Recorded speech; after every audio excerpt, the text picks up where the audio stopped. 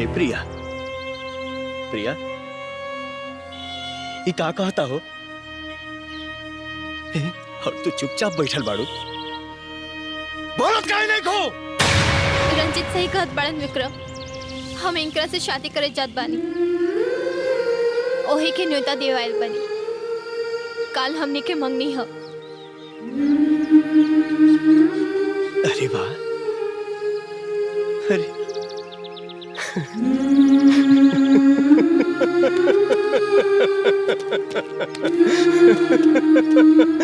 अरे जब प्यार ये करा साथे करे करे है, तब प्यार के नाटक हमारा साथे करे कैले सेनूर लेके दौड़े हमारे नाम के पीछे और मेहंदी तेरे जेबे के नाम के।